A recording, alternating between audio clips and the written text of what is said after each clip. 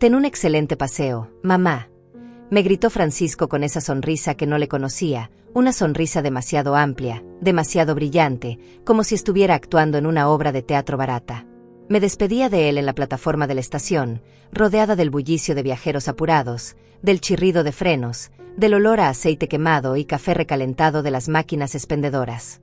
Yo ya estaba buscando mi vagón, contando los números pintados en las puertas metálicas, arrastrando mi maleta vieja sobre las baldosas irregulares. Francisco seguía allí parado, saludándome con la mano, agitándola en el aire con un entusiasmo que me pareció excesivo, casi desesperado. Algo en ese gesto no encajaba. Algo en sus ojos, en la forma en que no dejaba de mirarme, como si estuviera memorizando mi rostro por última vez. Ya había dado 3 pasos hacia el tren, ya casi tocaba la barandilla fría del vagón, cuando sentí una mano arrugada, de dedos huesudos y fuertes, agarrándome del brazo con una fuerza que no esperaba de alguien tan frágil en apariencia. Era una señora anciana, la misma a quien yo había dado algunas monedas minutos antes en la entrada de la estación. Tenía el cabello gris despeinado, un abrigo café deshilachado en las mangas, y sus ojos, esos ojos oscuros y profundos, me miraban con una intensidad que me heló la sangre. «Detente. No entres a ese tren», me dijo en un susurro urgente, apretando mi brazo hasta que me dolió. «Ven pronto, necesito mostrarte algo». Intenté soltarme. La miré confundida, incómoda. Pensé que quería más dinero, que era una de esas personas que aprovechan la bondad ajena hasta exprimirla. Pero ella no me soltaba. Sus ojos no mentían. Había terror en ellos. Terror real. «Señora, por favor, mi tren está por salir», le dije tratando de sonar amable pero firme, jalando mi brazo suavemente. «Tu hijo», susurró ella acercándose más, tanto que pude oler el aroma a humedad de su ropa, a día sin techo, a supervivencia cruda. «Tu hijo no quiere que llegues a ningún lado».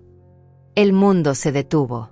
Los sonidos de la estación se volvieron lejanos, amortiguados, como si alguien hubiera bajado el volumen de la realidad.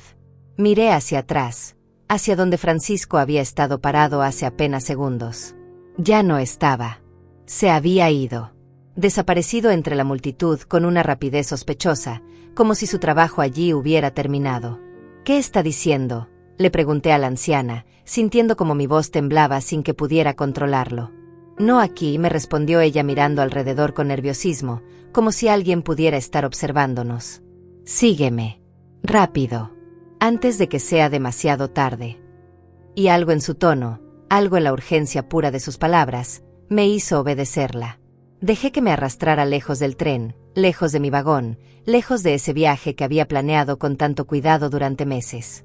Caminamos entre la gente, esquivando maletas y niños corriendo, hasta llegar a un rincón oscuro de la estación, cerca de los baños públicos, donde el olor a desinfectante barato intentaba sin éxito ocultar otros olores menos agradables. «Mi nombre es Eulalia», me dijo finalmente la anciana, soltando mi brazo pero sin dejar de mirarme con esos ojos que parecían ver más allá de lo visible. «Y conozco a tu hijo. Lo vi hace 4 días, aquí mismo, en esta estación».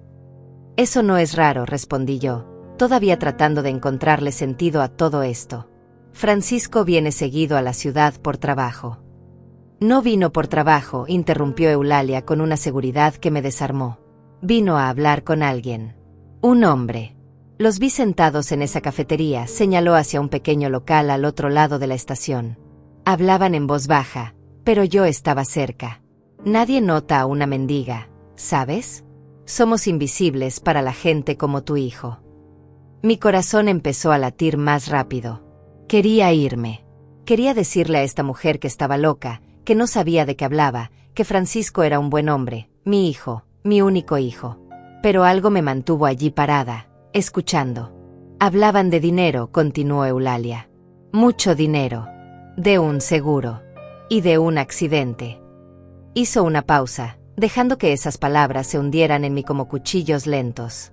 «Hablaban de ti». «Eso es ridículo», dije, pero mi voz sonó hueca, sin convicción. Eulalia metió la mano en el bolsillo rasgado de su abrigo y sacó un teléfono celular viejo, con la pantalla rayada. «Grabé parte de la conversación», dijo. «No toda, pero lo suficiente». Me quedé mirando ese teléfono como si fuera una serpiente venenosa. No quería tocarlo. No quería escuchar lo que había dentro. porque en algún lugar profundo de mi ser, en ese instante de congelación absoluta, ya sabía que mi vida estaba a punto de romperse en pedazos. Ya sabía que lo que fuera que esa mujer me mostrara cambiaría todo para siempre. «Escucha», me ordenó Eulalia, presionando el botón de reproducción. Y entonces escuché la voz de Francisco. Mi hijo. Mi único hijo. Hablando con alguien, con esa voz fría y calculadora que nunca le había escuchado antes. Hablando de números, de fechas, de probabilidades. Y después, clara como el agua, escuché una frase que me atravesó como una bala. El tren del jueves tiene el peor récord de mantenimiento. Si algo pasa, parecerá accidente. Y ella siempre viaja en el vagón del medio, lo más peligroso si hay descarrilamiento. Mis piernas dejaron de sostenerme. Me apoyé contra la pared fría, sintiendo como el mundo giraba a mi alrededor. Eulalia me sostuvo con esas manos frágiles que resultaron ser lo único sólido en ese momento. «Hay más», susurró ella. «Mucho más que necesitas saber antes de decidir qué hacer». Y yo, Lucía, una mujer de 69 años que había criado sola a ese niño, que había sacrificado todo por él, que había trabajado turnos dobles durante años para darle educación, para darle oportunidades, sentí algo quebrarse dentro de mí. No era mi corazón. Era algo más profundo. Era la imagen que tenía de mi propia vida, de mi propio hijo, desmoronándose como un castillo de arena bajo una ola gigante. El tren silbó a mis espaldas, anunciando su partida. Mi tren. El tren en el que debería estar subiendo en ese preciso momento. El tren que, según las palabras grabadas de mi propio hijo, quizás nunca debería llegar a su destino. «Siéntate», me dijo Eulalia señalando un banco de metal cerca de donde estábamos. Mis piernas todavía temblaban, pero logré caminar los pocos pasos que nos separaban de ese asiento frío y duro.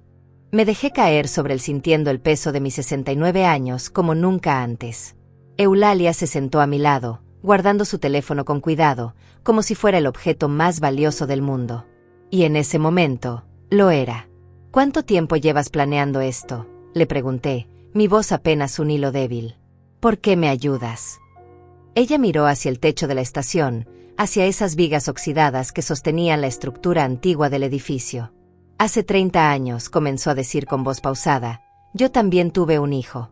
Se llamaba Aurelio. Era guapo, inteligente, ambicioso. Demasiado ambicioso». Hizo una pausa larga, dolorosa. «Un día desaparecí de mi propia casa. Desperté en un hospital, me dijeron que había tenido un accidente, que me había caído por las escaleras. Pero yo recordaba sus manos empujándome. Recordaba su cara mientras yo caía. Lo único que no entendía era por qué». Sentí un escalofrío recorrerme la espalda. Eulalia continuó, su mirada perdida en algún punto del pasado que solo ella podía ver. «Después supe que había firmado papeles. Muchos papeles. Transferencias, propiedades, cuentas bancarias. Firmé todo estando medicada en el hospital, sin entender realmente qué estaba haciendo. Cuando me recuperé, ya no tenía nada. Ni casa, ni ahorros, ni familia. Aurelio me había dejado en la calle como si yo fuera basura». Su voz se quebró ligeramente. «Por eso vivo así ahora. Por eso estoy aquí. Y por eso no podía dejar que otra madre pasara por lo mismo, o algo peor». Las lágrimas corrían por mis mejillas sin que pudiera detenerlas. Quería decirle que mi caso era diferente, que Francisco no era como Aurelio, que tenía que haber una explicación. Pero las palabras grabadas seguían resonando en mi cabeza, claras, inconfundibles, condenatorias. «¿Qué más escuchaste?», logré preguntar finalmente, aunque parte de mí no quería saber la respuesta. Eulalia respiró profundo. «Tu hijo habló de un seguro de vida. Dijo que lo había contratado hace 3 meses, que pagó la prima completa por adelantado. $8,000, dijo. Una póliza grande, de las que pagan el doble en caso de muerte accidental». Me miró directamente a los ojos. «Tú eres la asegurada, Lucía, y él es el beneficiario». El mundo volvió a tambalearse. $8,000. Yo nunca había firmado ningún seguro. Nunca había autorizado nada de eso. ¿Oh, lo había hecho? Intenté recordar. Hace unos meses Francisco había venido a visitarme con unos papeles. Dijo que eran documentos de rutina, algo sobre beneficios del gobierno para adultos mayores. Yo firmé sin leer demasiado. Confiaba en él. Era mi hijo. Dios mío, susurré, llevándome las manos a la cara. Yo firmé algo. No recuerdo qué, pero firmé. Lo sé, dijo Eulalia con tristeza. Es lo que hacen. Usan nuestra confianza, nuestro amor, nuestra creencia ciega en que la familia es sagrada. Se inclinó hacia mí. Pero hay más. El hombre con quien hablaba tu hijo mencionó un nombre. Elena. Dijo que Elena había sido un problema, que había sobrevivido cuando no debería haberlo hecho. Elena. El nombre me resultaba vagamente familiar, pero no lograba ubicarlo.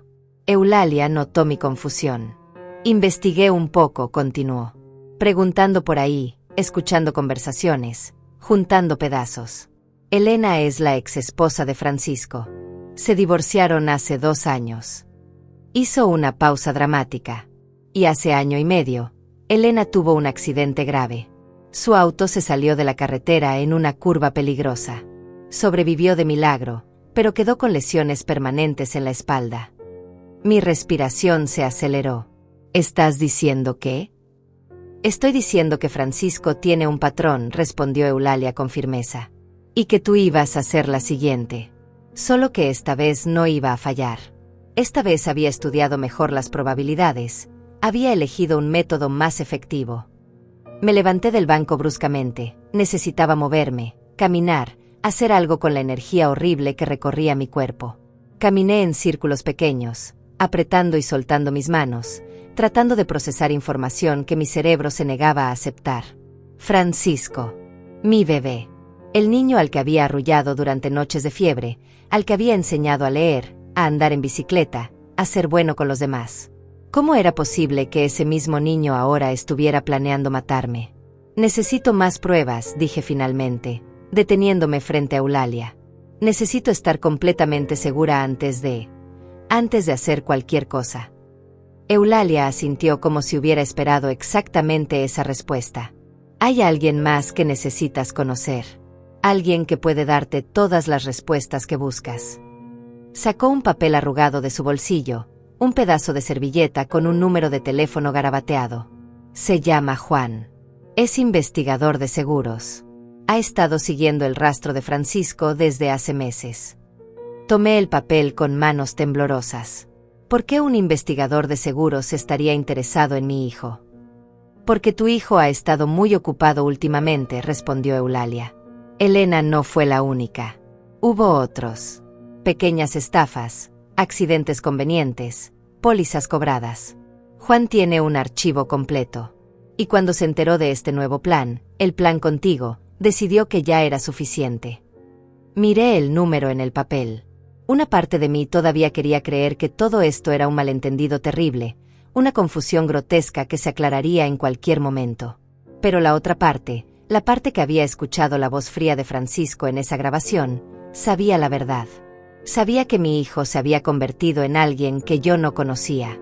O quizás siempre había sido así, y yo simplemente me había negado a verlo. Llámalo ahora, me urgió Eulalia. Dile que estás en la estación. Él vendrá. Saqué mi teléfono celular, ese aparato que Francisco me había regalado el año pasado, diciendo que era importante que estuviéramos comunicados. Ahora me preguntaba si ese regalo había sido solo otra forma de control, otra manera de saber siempre dónde estaba, qué hacía, cuándo sería el momento perfecto para actuar. Marqué el número con dedos torpes. Sonó 3 veces antes de que alguien contestara. ¿Sí? Dijo una voz masculina, profesional, cautelosa. Mi nombre es Lucía, dije, y mi voz sonó más firme de lo que esperaba. Eulalia me dijo que la llamara.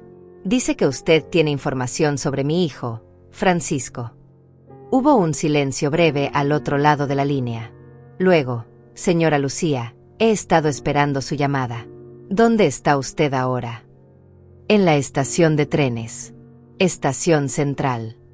No se mueva de ahí. Llegaré en 20 minutos. Su voz se volvió más seria, casi severa. Y señora Lucía, no hable con su hijo. No le diga dónde está. No conteste si él la llama. ¿Me entiende? Sí, respondí, aunque la idea de ignorar a Francisco me producía un dolor físico en el pecho. 20 minutos, repitió Juan. Espéreme. La llamada terminó. Me quedé mirando el teléfono en mi mano, ese objeto que de repente se sentía pesado, peligroso, como si fuera una bomba a punto de explotar. Eulalia me observaba con una mezcla de compasión y determinación. Hiciste lo correcto, me dijo. Pero yo no estaba segura de nada. No estaba segura de lo que era correcto, de lo que era real, de quién era yo ahora que todo lo que creía saber sobre mi vida se había revelado como una mentira cuidadosamente construida. Miré hacia las vías del tren. Mi tren ya se había ido, llevándose consigo los restos de la mujer ingenua que había sido hace apenas una hora. La mujer que creía en el amor incondicional, en la bondad natural de la familia, en que los hijos siempre protegen a sus madres. Esa mujer había muerto en el momento en que escuché la grabación.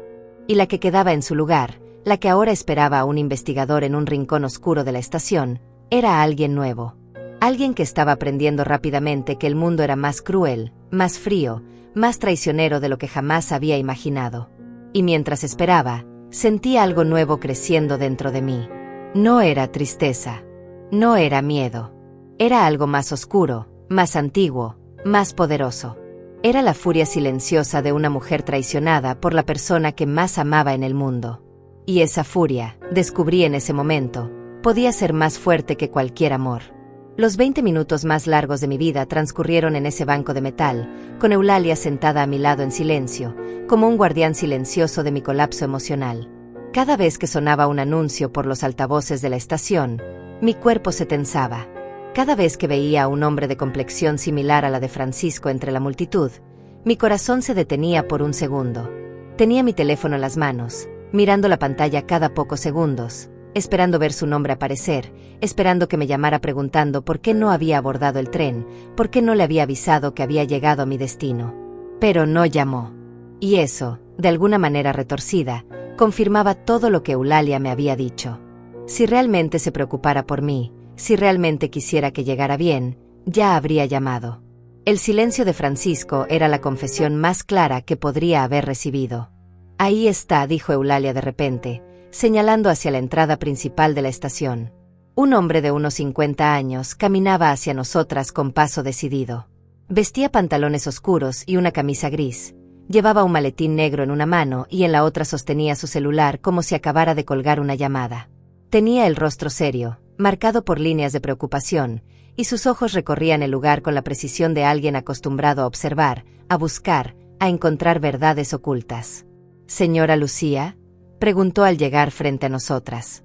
Su voz era la misma que había escuchado por teléfono, firme pero no desprovista de calidez. «Sí», respondí poniéndome de pie, aunque mis piernas todavía no se sentían del todo confiables. «Soy Juan Méndez, investigador de fraudes para Seguros Continental».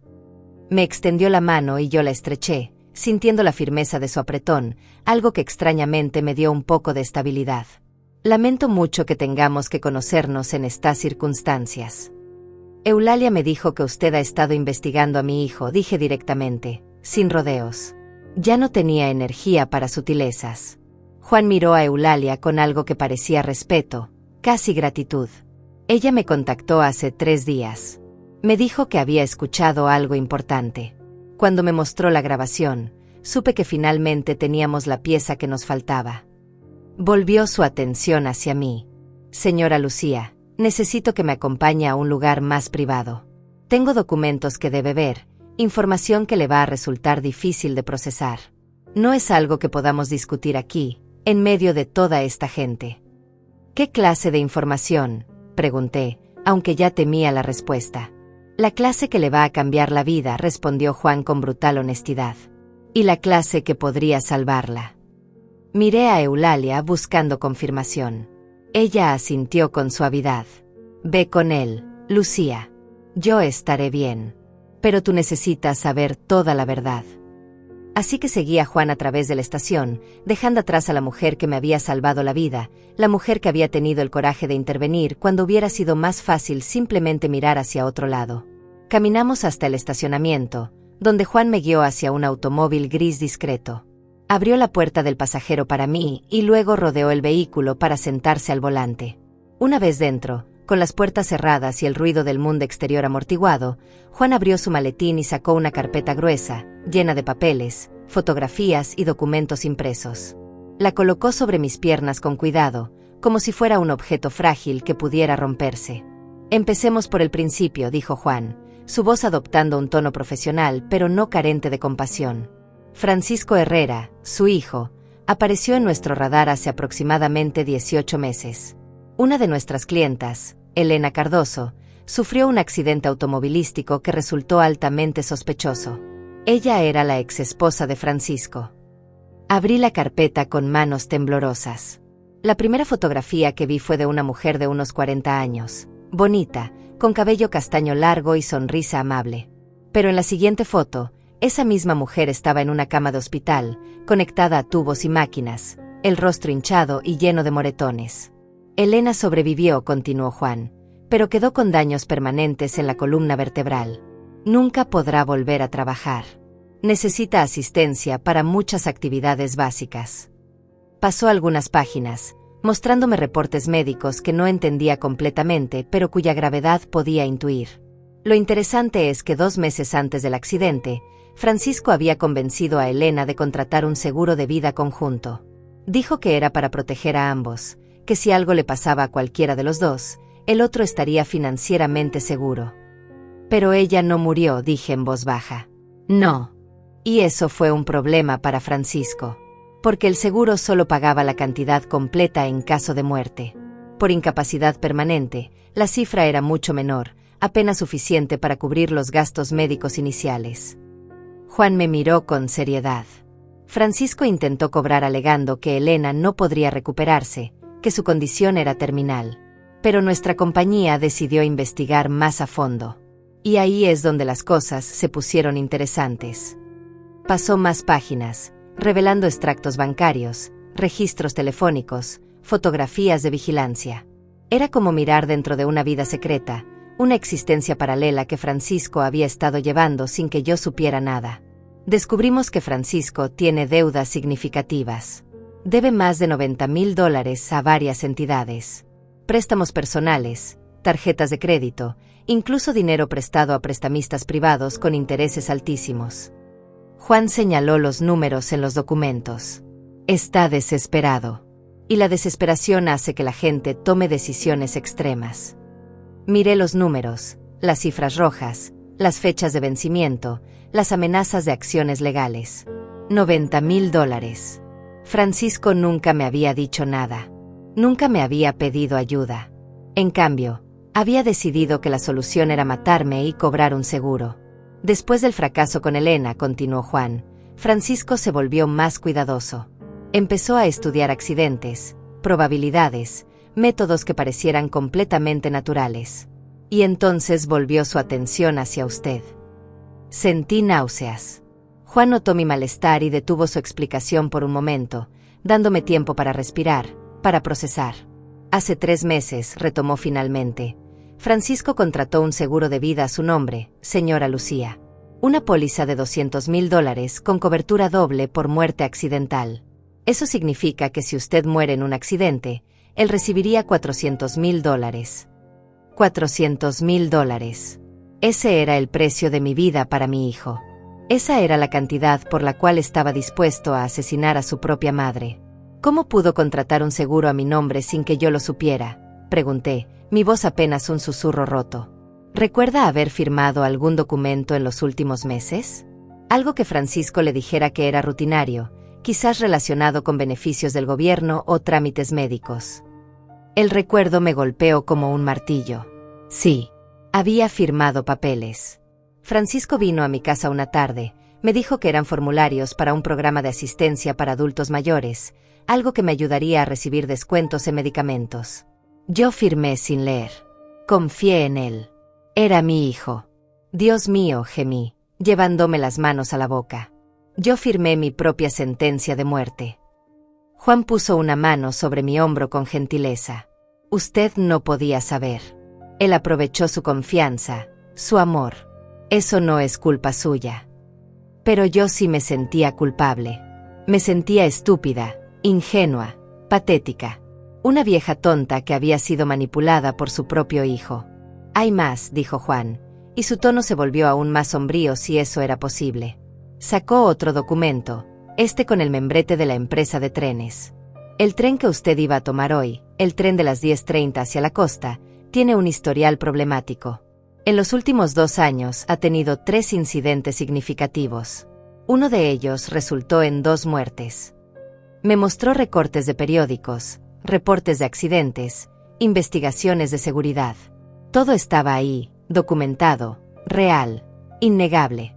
Francisco eligió ese tren específicamente, explicó Juan.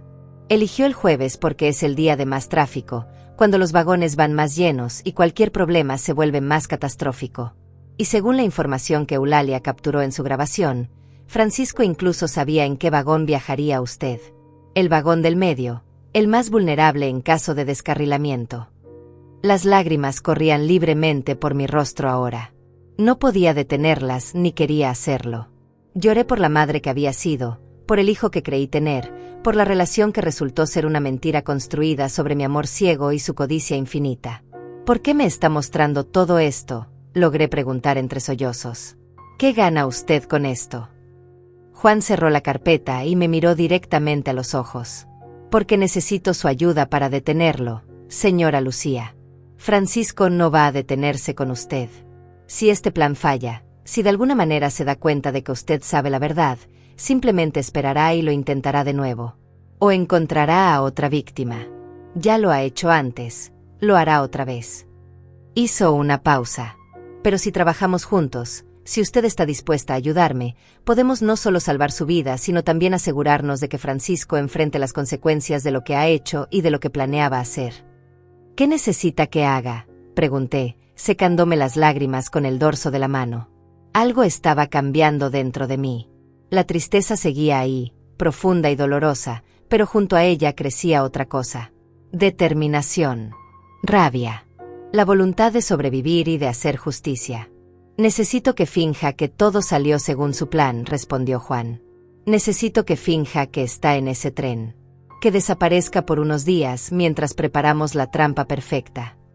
Me miró con intensidad. ¿Está dispuesta a hacer eso? ¿Está dispuesta a dejar que Francisco crea que ganó, al menos por un tiempo? Pensé en mi hijo. En el bebé que había sostenido en mis brazos, en el niño que había consolado durante pesadillas, en el adolescente al que había apoyado en cada fracaso y cada triunfo. Pensé en todos los años de sacrificio, de amor incondicional, de fe ciega en que estaba criando a un buen hombre. Y luego pensé en la grabación. En su voz fría calculando probabilidades de mi muerte. En los $400,000 que valía mi vida para él. En Elena, destrozada en una cama de hospital. En todas las otras víctimas potenciales que podrían venir después. Sí, dije finalmente, mi voz sonando más fuerte de lo que me sentía. Estoy dispuesta. Dígame qué tengo que hacer. Juan sonrió, pero era una sonrisa triste, sin alegría real. Entonces comencemos.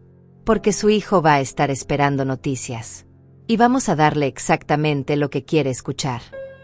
Juan condujo durante 20 minutos hasta llegar a un edificio discreto en el centro de la ciudad. No era lujoso ni llamativo, solo una construcción de oficinas común y corriente con ventanas polarizadas y un pequeño letrero que decía servicios profesionales múltiples. Me guió hasta el 3er piso, donde tenía una oficina pequeña pero organizada, llena de archivadores metálicos y una pared cubierta con un tablero de corcho repleto de fotografías, notas y líneas de colores que conectaban diferentes puntos. Este es mi centro de operaciones para el caso de su hijo, explicó Juan señalando el tablero. Y ahí estaba todo. Fotografías de Francisco en diferentes lugares, fechas escritas con marcador rojo, nombres de personas que yo no conocía, números de cuentas bancarias, mapas con rutas marcadas. Era como mirar la mente de un asesino desplegada visualmente, cada conexión revelando un nivel más profundo de planeación y manipulación. Siéntese, por favor, dijo Juan señalando una silla frente a su escritorio. Me senté, sintiendo el peso de la realidad aplastándome. Juan se acomodó detrás del escritorio y encendió su computadora. Primero, necesitamos establecer su coartada. Francisco cree que usted está en ese tren. Necesitamos mantener esa ilusión. ¿Cómo?, pregunté. Ya me encargué de eso, respondió Juan mientras tecleaba rápidamente. Tengo contactos en la estación. Ya modificaron los registros para mostrar que usted abordó el tren. Su ticket fue escaneado, todo quedó registrado en el sistema. Giró la pantalla para mostrarme. Y ahí estaba, mi nombre en una lista de pasajeros, confirmado, sellado, oficial. Pero Francisco podría llamarme, dije. Podría querer hablar conmigo. Y usted le responderá, dijo Juan. Pero no ahora. Primero necesitamos preparar el escenario perfectamente. Sacó un teléfono celular nuevo de un cajón de su escritorio. Este es un teléfono limpio. Lo usaremos para comunicarnos. Su teléfono personal, ese que Francisco le regaló, tiene que apagarlo ahora mismo. ¿Por qué?, pregunté, aunque ya sospechaba la respuesta. Porque probablemente tiene software de rastreo instalado, respondió Juan con seriedad. Francisco es metódico. No habría dejado nada al azar. Necesitaba saber dónde estaba usted en todo momento para que su plan funcionara. La revelación me golpeó como otra traición más. Ese teléfono que me había regalado con tanto cariño aparente, diciéndome que era para mi seguridad, para que pudiéramos estar en contacto siempre, había sido solo otra herramienta de control. Otra cadena invisible. Con manos temblorosas, apagué mi teléfono. Ver la pantalla oscurecerse se sintió como cortar un cordón umbilical tóxico que me había conectado con mi hijo durante el último año. Bien, dijo Juan. Ahora, escuche cuidadosamente porque el tiempo es crucial. En aproximadamente 2 horas, ese tren llegará a la primera estación importante de su ruta. Es ahí donde normalmente usted le habría enviado un mensaje a Francisco diciéndole que todo iba bien, ¿verdad? Asentí. Era exactamente lo que habíamos acordado. Yo le mandaría un mensaje cuando llegara a esa estación para que él supiera que el viaje iba sin problemas. Pero usted no va a mandar ese mensaje, continuó Juan. En cambio, va a dejar que Francisco se preocupe un poco. Que empiece a preguntarse por qué no ha sabido de usted. Y mientras él se preocupa, nosotros vamos a estar preparando algo mucho más importante. ¿Qué cosa?, pregunté. Juan se inclinó hacia adelante, sus ojos brillando con la intensidad de alguien que finalmente ve todas las piezas del rompecabezas encajando en su lugar. Vamos a organizar su muerte, señora Lucía. Una muerte perfecta, convincente, trágica.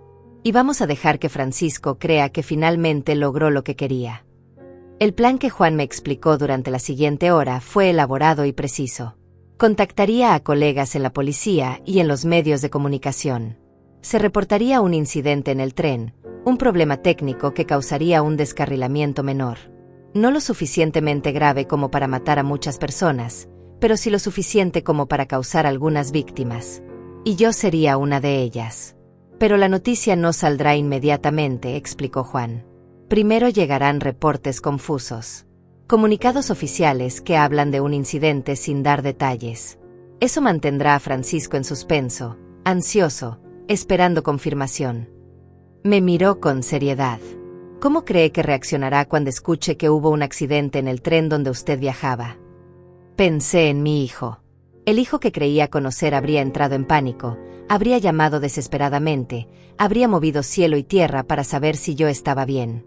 Pero el hijo real, el que había planeado mi muerte con la frialdad de un contador haciendo presupuestos, probablemente sentiría alivio. Esperanza. Anticipación. Esperará las noticias, respondí con voz vacía.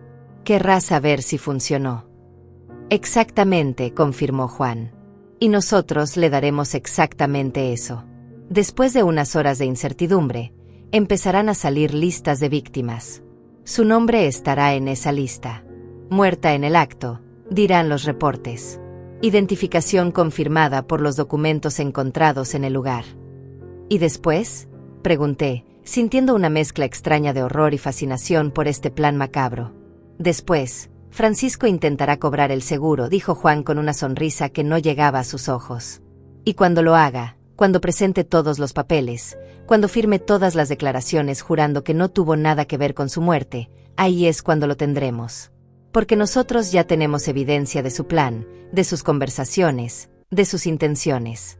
Y cuando intente cobrar ese dinero, será la confesión final que necesitamos para encerrarlo. ¿Pero cómo sabemos que intentará cobrar el seguro tan rápido?, pregunté. ¿No sería sospechoso? Para alguien sin deudas urgentes, sí, respondió Juan. Pero Francisco debe $90,000 y los prestamistas privados no son conocidos por su paciencia. Él está desesperado. No podrá esperar. Necesita ese dinero ahora. Sacó más documentos de su archivador. De hecho, según nuestros registros, tiene un pago vencido de $15,000 que debía haberse hecho hace 3 días. Los intereses se están acumulando a una tasa del 20% semanal.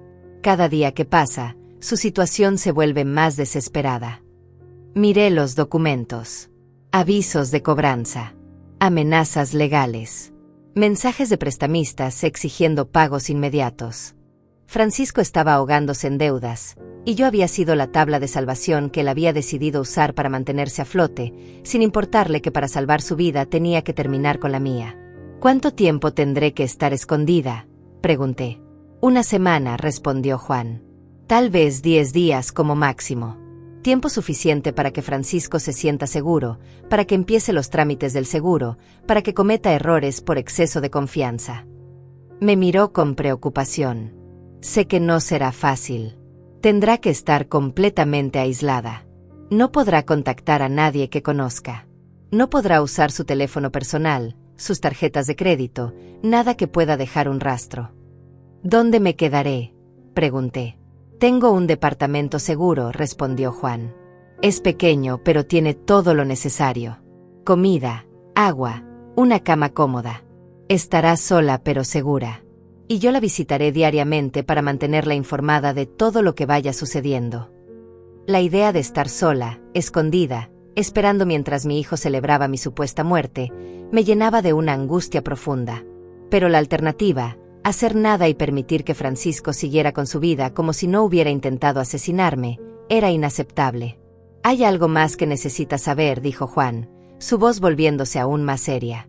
Después de que Francisco sea arrestado, después de que todo esto termine, su vida no volverá a ser la misma. La gente sabrá lo que su hijo intentó hacer. Los medios probablemente cubrirán la historia. Usted tendrá que testificar contra él en un juicio. Tendrá que enfrentarlo en una corte y repetir todo lo que hizo, todo lo que planeó. Hizo una pausa. ¿Está preparada para eso? No lo estaba. ¿Cómo podría alguien estar preparado para algo así? Pero asentí de todos modos, porque la alternativa era peor. La alternativa era vivir con miedo, mirando por encima de mi hombro, esperando el siguiente intento, la siguiente trampa. Hay una persona más que necesita conocer, dijo Juan finalmente. Alguien que puede ayudarla a entender mejor quién es realmente Francisco. Tomó su teléfono y marcó un número. Elena, soy Juan. ¿Puedes venir a la oficina? Hay alguien que necesita hablar contigo. Una pausa. Sí, la madre de Francisco. Sí, ella sabe todo. Otra pausa. Gracias. Te espero en media hora. Colgó y me miró. Elena quiere conocerla. Dice que hay cosas que necesita contarle, cosas sobre Francisco que ni siquiera yo sé. Cosas que solo una mujer que vivió con él, que compartió su vida, que casi murió por él, puede entender completamente. Media hora después, escuché el timbre de la oficina. Juan se levantó y abrió la puerta, revelando a una mujer que reconocí inmediatamente de las fotografías que había visto en la carpeta. Elena.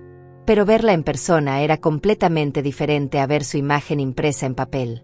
Caminaba con dificultad, apoyándose en un bastón metálico, cada paso parecía causarle dolor. Su rostro, que en las fotos anteriores al accidente había sido hermoso y lleno de vida, ahora mostraba las marcas permanentes del sufrimiento. No solo cicatrices físicas, sino algo más profundo en sus ojos, una oscuridad que reconocí porque ahora yo también la llevaba dentro. Señora Lucía, dijo Elena con voz suave al entrar. Se acercó lentamente y se sentó en la silla junto a la mía con un suspiro de alivio al quitarle peso a su espalda dañada. Lamento mucho que tengamos que conocernos así. Lamento mucho lo que su hijo le hizo, lo que intentó hacerle. Yo también lo lamento, respondí, y las palabras se sintieron inadecuadas, pequeñas frente a la enormidad de lo que estábamos compartiendo. Lo lamento por usted, por lo que tuvo que pasar. Elena sonrió con tristeza. Juan me dijo que usted todavía tiene dudas. Que parte de usted quiere creer que hay una explicación, que tal vez Francisco no es tan malo como parece. Me miró directamente a los ojos. Yo también pensé eso una vez. Incluso después del accidente, incluso cuando estaba en el hospital sin poder moverme, todavía busqué excusas para él. Porque cuando amas a alguien, cuando has construido una vida con esa persona, es más fácil culparte a ti misma que aceptar la verdad. ¿Cuánto tiempo estuvieron casados?, pregunté. 5 años, respondió Elena. Los primeros 2 fueron buenos. O eso creí entonces. Francisco era encantador, atento, decía todas las palabras correctas. Pero había señales, pequeñas cosas que yo ignoré porque no quería verlas. Se acomodó en su silla, preparándose para contar una historia que claramente le causaba dolor. Francisco tiene una forma de hacer que todo sea culpa de los demás. Si algo salía mal en su trabajo, era porque su jefe era un idiota. Si perdía dinero, era porque alguien le había dado malos consejos. Nunca era su responsabilidad. Y lentamente, sin darme cuenta, empecé a creer que yo también tenía la culpa de sus problemas. Reconocí ese patrón. Francisco había hecho lo mismo conmigo durante años. Cada vez que lo visitaba y notaba que algo andaba mal, él tenía una explicación que involucraba a otras personas. Siempre era la víctima, nunca el responsable. Empezó a pedirme dinero, continuó Elena. Pequeñas cantidades al principio. $200 aquí, 300 allá. Decía que era temporal, que me los devolvería pronto. Nunca lo hizo. Y cuando le preguntaba por el dinero, se enojaba, me acusaba de no confiar en él, de no apoyarlo como una esposa debería hacerlo. Sus manos temblaban ligeramente mientras hablaba. Luego fueron cantidades más grandes. $1,000, 3,000, 5,000. Vaciamos nuestra cuenta de ahorros conjunta. Vendí joyas que mi abuela me había dejado.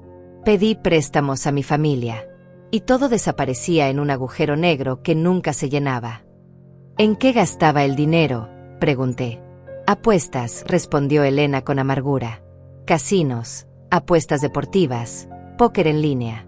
Francisco tenía una adicción que había ocultado perfectamente durante nuestro noviazgo. Para cuando me di cuenta, ya estábamos casados y yo me sentía atrapada. Él prometía una y otra vez que iba a parar, que esta vez sería diferente. Lloró muchas veces, jurando que cambiaría. Y yo le creí porque quería creer. Hizo una pausa dolorosa. Hasta que un día llegué a casa temprano del trabajo y lo encontré en nuestra computadora, en un sitio de apuestas. Acababa de perder $8,000 en una sola mano de cartas. $8,000 que no teníamos. ¿Eso fue lo que causó el divorcio?, pregunté. Eso fue lo que debería haberlo causado, corrigió Elena. Pero Francisco me convenció de darle una oportunidad más. Me dijo que había encontrado una forma de solucionar todo, que tenía un plan. Y como una tonta, le creí. Su voz se quebró ligeramente. El plan era el seguro. Me dijo que contratáramos un seguro de vida conjunto, que era lo responsable que hacen las parejas casadas. Yo firmé los papeles sin pensarlo mucho. ¿Por qué habría de hacerlo? Era mi esposo. Se suponía que podía confiar en él. Juan intervino en ese momento. El seguro que Francisco contrató tenía cláusulas muy específicas. Pagaba el triple en caso de muerte accidental. Y curiosamente, 2 meses después de firmado, Elena tuvo su accidente. Elena cerró los ojos, como si el recuerdo fuera demasiado doloroso para mirarlo de frente. Fue un sábado por la tarde. Francisco sugirió que fuéramos a visitar a unos amigos que vivían en las montañas. Era una ruta que yo conocía bien, la había conducido docenas de veces. Pero ese día, Francisco insistió en que él revisara mi auto antes de salir. Dijo que había escuchado un ruido extraño y quería asegurarse de que todo estuviera bien. Abrió los ojos y me miró con una intensidad dolorosa. Ahora sé que no estaba revisando nada. Estaba saboteando los frenos. El silencio en la oficina era absoluto. Solo se escuchaba el zumbido distante del aire acondicionado y mi propia respiración agitada. Los frenos fallaron en la curva más peligrosa de la montaña, continuó Elena. Intenté frenar y el pedal se fue hasta el fondo sin resistencia. Mi auto se salió del camino y rodó por la ladera. Me desperté 3 días después en el hospital. Los médicos dijeron que era un milagro que estuviera viva. Tocó su espalda instintivamente. Pero este milagro tiene un precio. Dolor constante, movilidad limitada, dependencia de medicamentos para poder funcionar cada día. ¿Y Francisco?, pregunté, aunque ya sabía la respuesta. Francisco vino al hospital, dijo Elena con una risa amarga que no tenía nada de humor. Lloró. Actuó como el esposo devastado. Incluso trajo flores. Pero yo vi algo en sus ojos cuando los médicos le dijeron que iba a sobrevivir. Fue solo un segundo, un destello rápido, pero lo vi. Era decepción. Mi esposo estaba decepcionado de que yo hubiera sobrevivido. Las lágrimas corrían por mi rostro nuevamente. Cada palabra de Elena era como un espejo oscuro mostrándome la verdad sobre mi hijo, una verdad que había estado ahí todo el tiempo pero que yo me había negado a ver. La policía investigó el accidente, continuó Elena. Encontraron que los frenos habían sido manipulados, pero no pudieron probar quién lo había hecho. Francisco tenía coartada, dijo que había estado en el trabajo todo el día anterior. Algunos compañeros confirmaron haberlo visto allí. Miró a Juan. Pero Juan siguió investigando. Descubrió cosas que la policía no encontró. Juan asintió. Francisco había contratado a alguien para hacer el trabajo. Un mecánico con antecedentes criminales que necesitaba dinero. Tengo testimonios, transferencias bancarias, mensajes de texto. Todo está en el archivo que eventualmente presentaremos en corte. ¿Por qué no lo han arrestado ya?, pregunté, confundida. Porque necesitábamos más, explicó Juan. Un caso fuerte, sin fisuras, sin posibilidad de que escape por tecnicismos legales. Y sobre todo, necesitábamos evitar que hiciera otra víctima mientras construíamos el caso. Me miró significativamente. Por eso cuando Eulalia nos contactó con la información sobre usted, supimos que teníamos que actuar rápido. Elena se inclinó hacia mí y tomó mi mano entre las suyas. Señora Lucía, su hijo es un sociópata. No siente culpa, no siente empatía. Solo ve a las personas como herramientas para obtener lo que quiere. Y cuando una herramienta deja de serle útil, simplemente la desecha. Su agarre se apretó. Usted es su madre. Lo amó, lo crió, sacrificó todo por él. Y aún así, él estaba dispuesto a matarla sin pensarlo 2 veces. Eso no va a cambiar. Él no va a cambiar. La única forma de detenerlo es asegurarnos de que enfrente las consecuencias de sus acciones. Miré nuestras manos entrelazadas, la de Elena marcada por cicatrices de las operaciones, la mía arrugada por la edad y el trabajo duro de toda una vida. 2 mujeres que Francisco había visto como obstáculos entre él y el dinero que necesitaba. 2 vidas que había intentado destruir sin remordimiento. Ayúdenos a detenerlo, me pidió Elena. No solo por usted, sino por todas las otras mujeres que podrían venir después. Porque si no lo detenemos ahora, encontrará otra víctima. Siempre lo hace.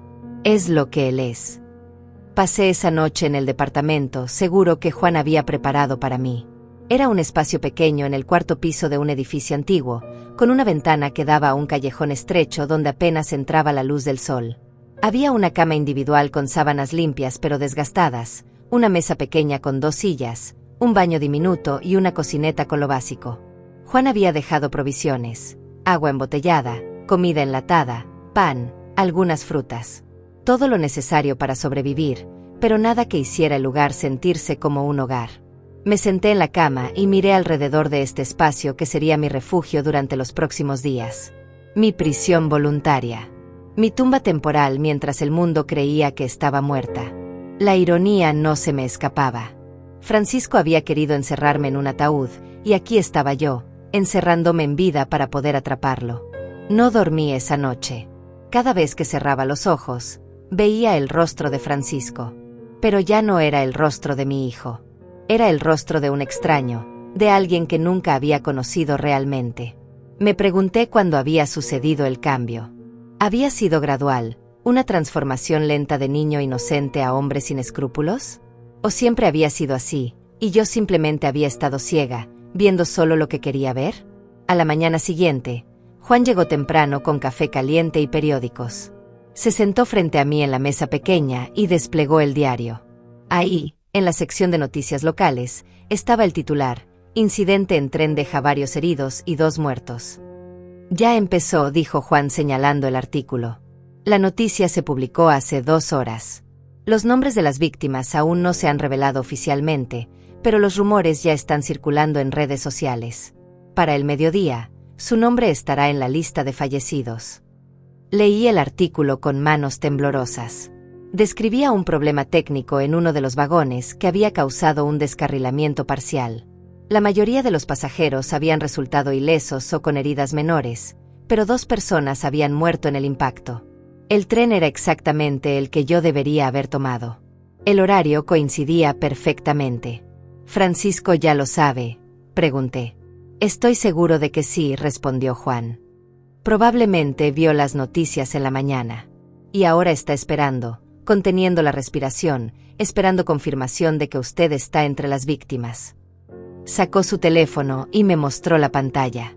De hecho, ya intentó llamarla 3 veces en la última hora. Miré el registro de llamadas en mi teléfono viejo, el que había apagado. 3 llamadas perdidas de Francisco. Ningún mensaje de voz. Eso me decía algo.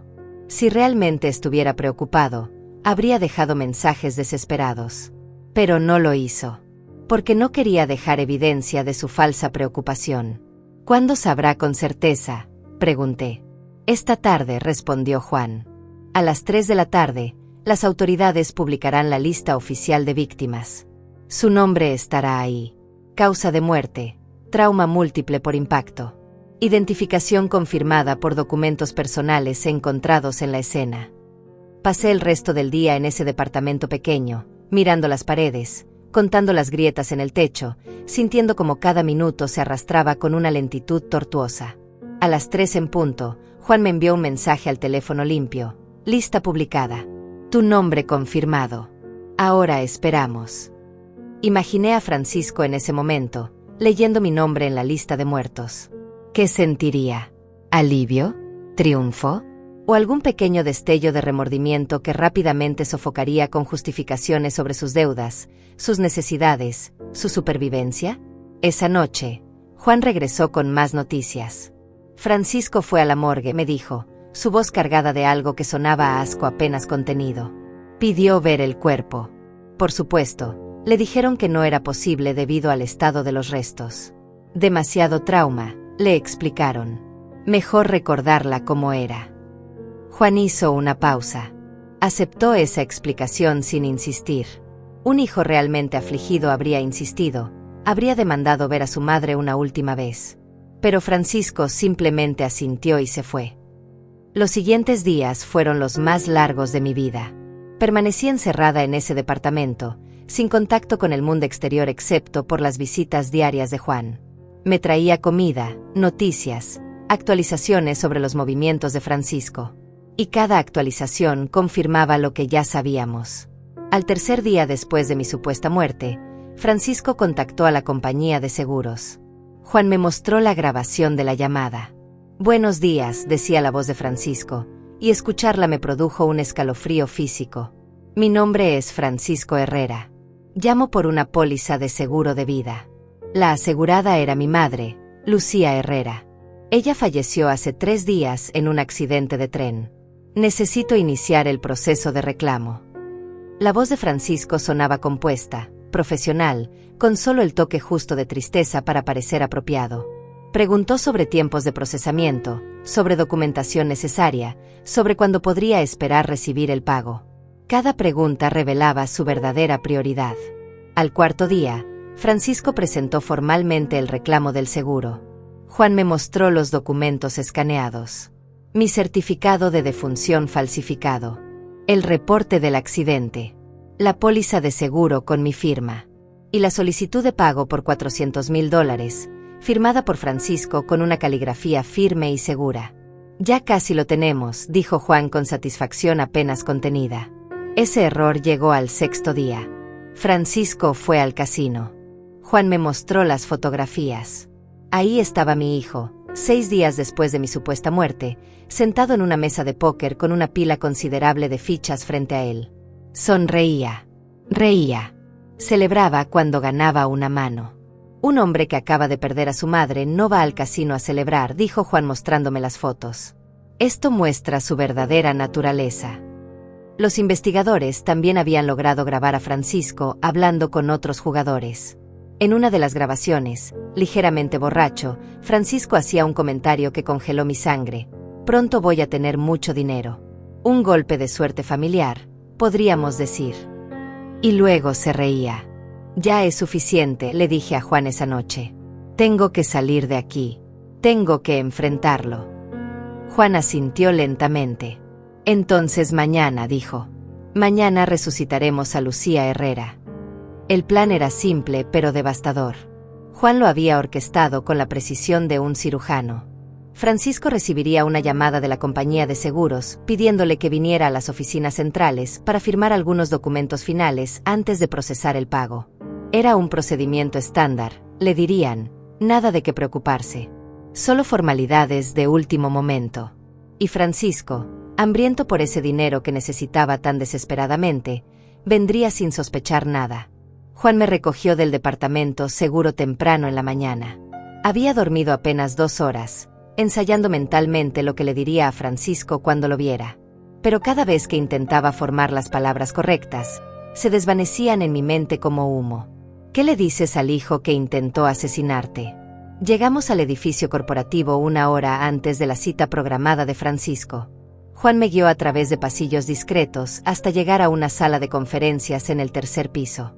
Era un espacio amplio con una mesa larga de madera oscura, sillas de cuero, y una pared completa de vidrio que daba a la ciudad. Había un espejo grande en la pared opuesta. Es un espejo unidireccional, explicó Juan. Del otro lado están la policía y nuestros abogados. Ellos verán y escucharán todo, pero Francisco no sabrá que están ahí. Señaló hacia unas cámaras discretas en las esquinas del techo. Todo quedará grabado. Cada palabra, cada reacción.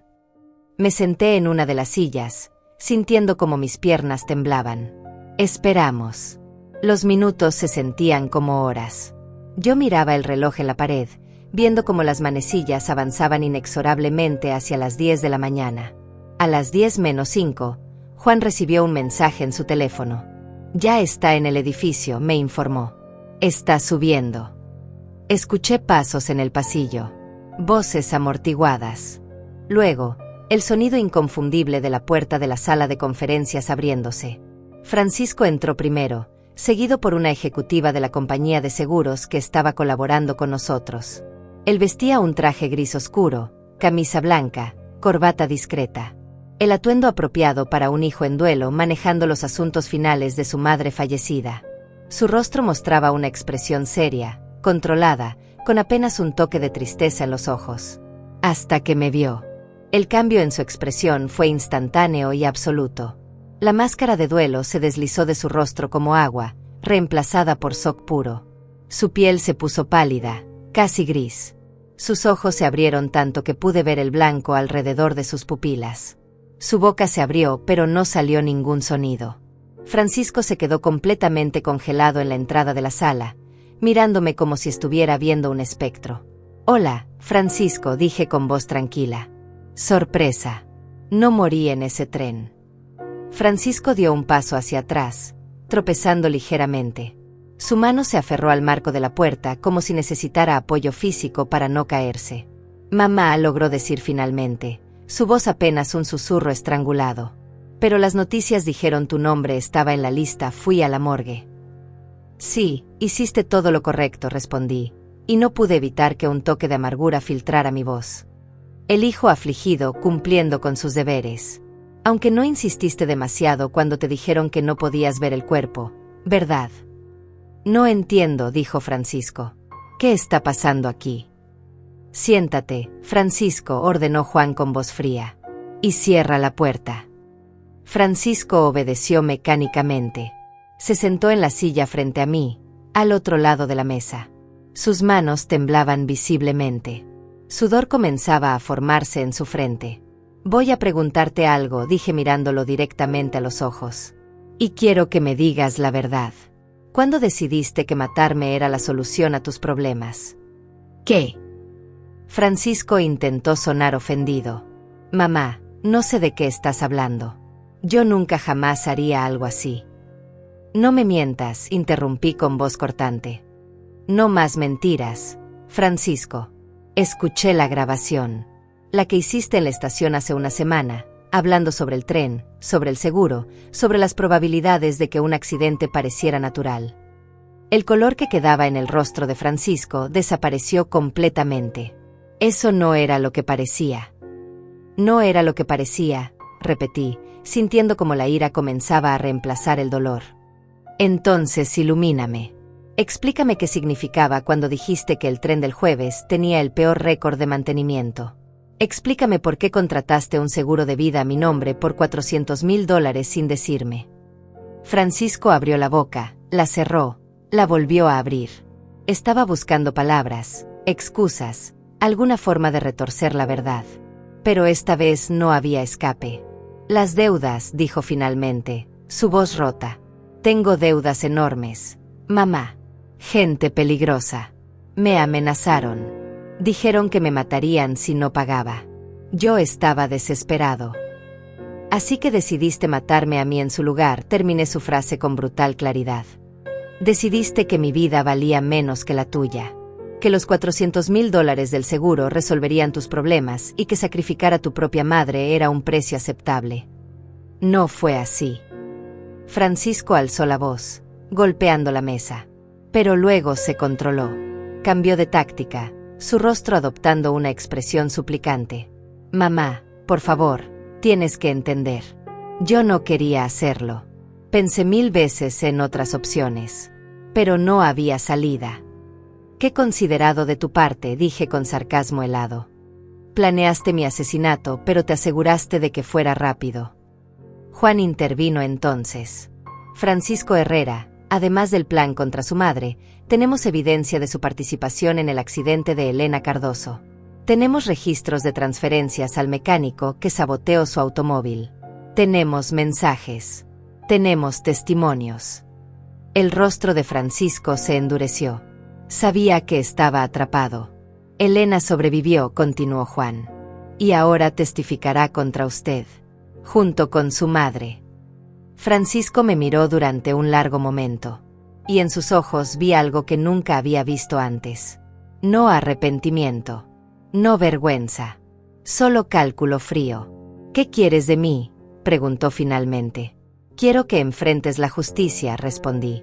Quiero que pagues por lo que intentaste hacerme, por lo que le hiciste a Elena.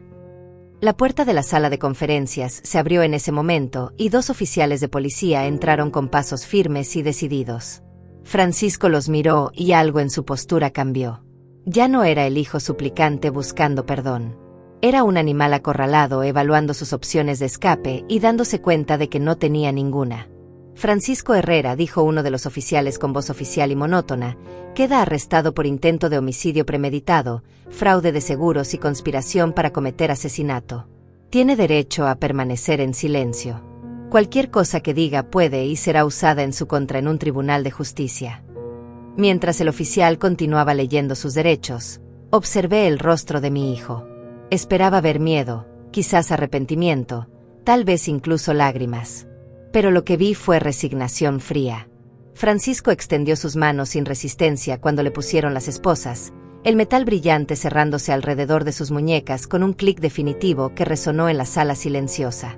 Mamá, dijo Francisco mientras los oficiales lo levantaban de la silla. Me miró directamente a los ojos por primera vez desde que había entrado a la sala. Nunca te amé, ni siquiera cuando era niño. Siempre fuiste solo un obstáculo, una carga. Y ahora vas a vivir el resto de tu vida sabiendo que tu propio hijo te odiaba tanto que quería verte muerta.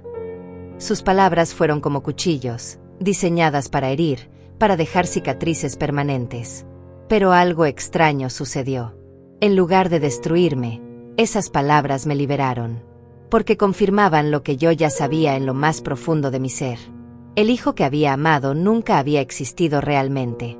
Había sido una ilusión, una proyección de mis propias esperanzas y sueños maternales sobre un niño que nació sin la capacidad de amar. Lo sé, respondí con voz tranquila, sorprendiéndolo. Y voy a vivir el resto de mi vida sabiendo que tomé la decisión correcta al detenerte. Que salvé no solo mi vida, sino probablemente las vidas de otras personas que habrían sido tus próximas víctimas. Eso me da paz, Francisco. Más paz de la que tú tendrás jamás. Los oficiales lo sacaron de la sala. Escuché sus pasos alejándose por el pasillo, cada sonido marcando la distancia creciente entre nosotros. Y cuando el silencio finalmente se instaló, me permití llorar. No por el hijo que perdía, sino por la madre que había sido, la que había amado ciegamente, la que había ignorado todas las señales porque el amor maternal es así de poderoso y así de ciego. Juan se sentó a mi lado en silencio, dándome espacio para procesar. Después de varios minutos, cuando mis lágrimas se secaron, habló. Lo hizo increíblemente bien, señora Lucía, dijo con respeto genuino en su voz. Sé que no fue fácil. Sé que enfrentar a su hijo de esa manera requirió un coraje extraordinario. No fue coraje, respondí limpiándome los ojos con un pañuelo que Juan me ofreció. Fue supervivencia. Fue elegirme a mí misma por primera vez en 69 años. En los días siguientes, la historia salió en las noticias. Los periódicos cubrieron el caso con titulares sensacionalistas. Hijo planea asesinar a su madre por seguro de vida. Mujer finge su muerte para atrapar a hijo asesino. Los reporteros llamaron a mi puerta, enviaron correos, intentaron conseguir entrevistas. Yo rechacé todas las solicitudes. Esta no era una historia que necesitara ser contada en televisión nacional. Era mi dolor, mi traición, mi victoria privada.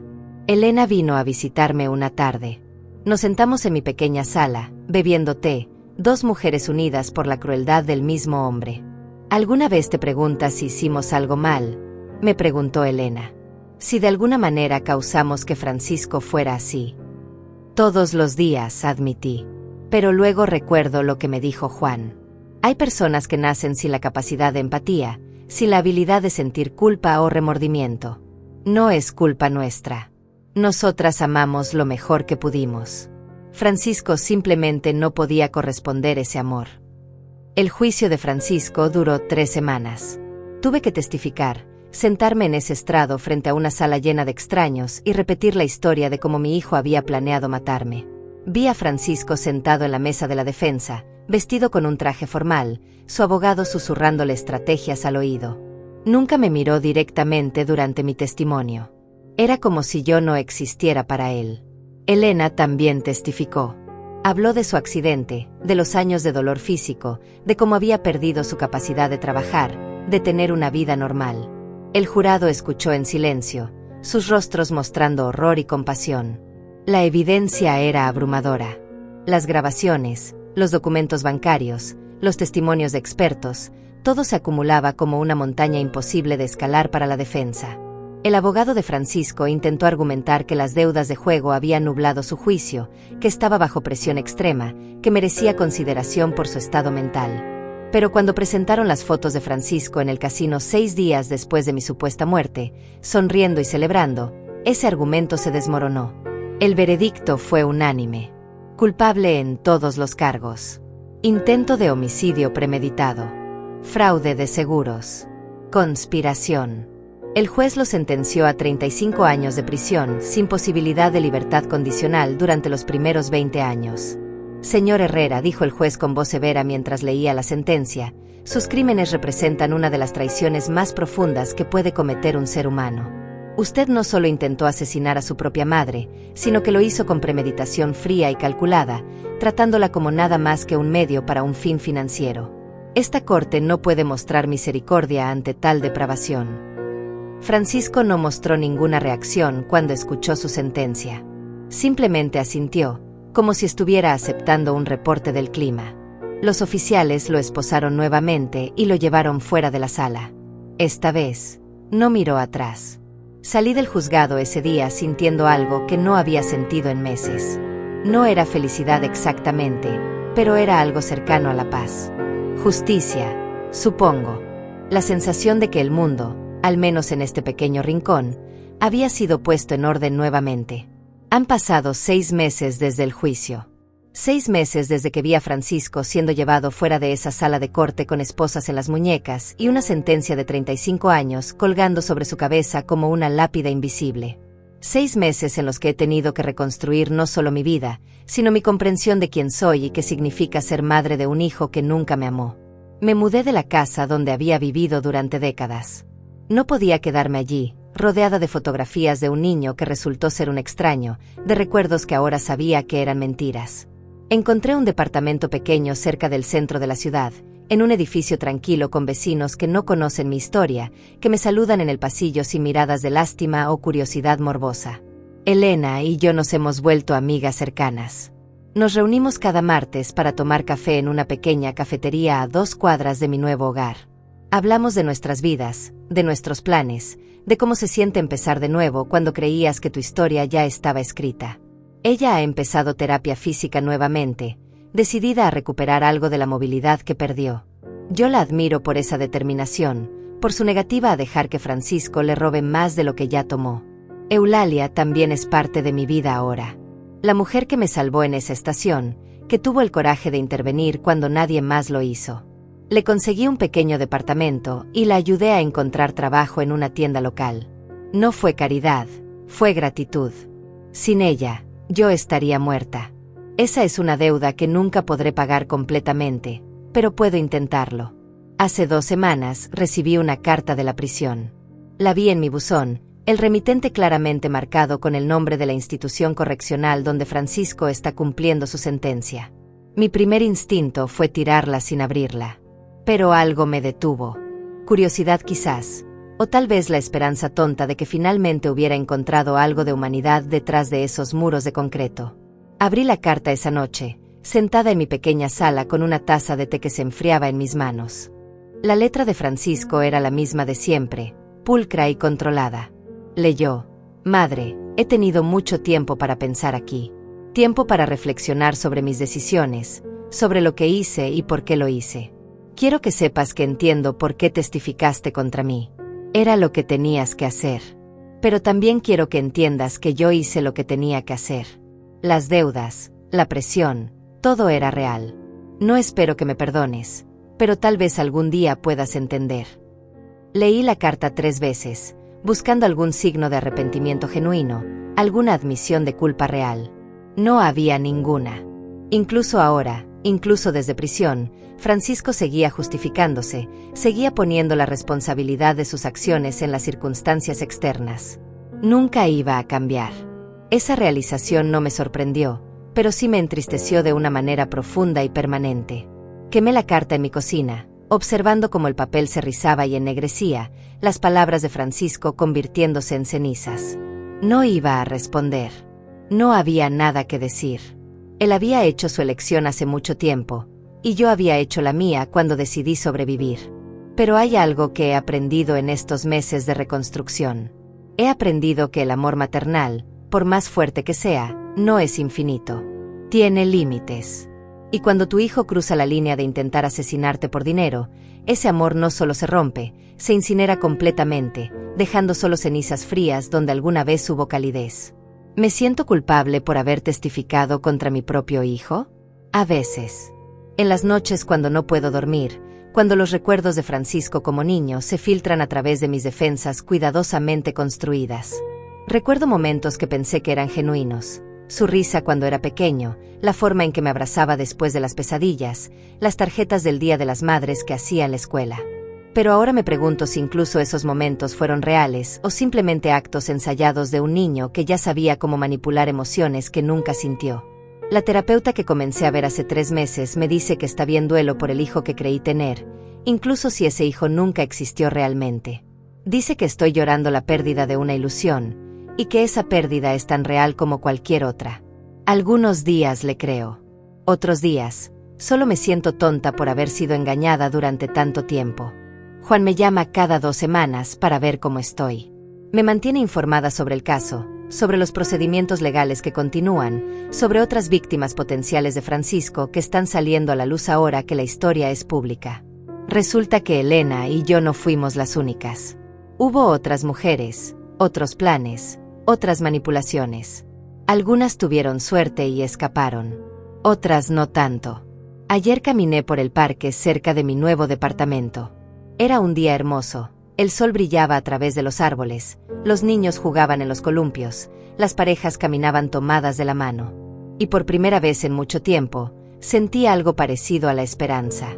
No la esperanza de reconciliación con Francisco, eso está muerto y enterrado, sino la esperanza de que mi vida puede tener significado más allá de ser la madre de un hijo que intentó matarme. He estado considerando hacer trabajo voluntario, quizás con mujeres que han escapado de relaciones abusivas, o con víctimas de fraude.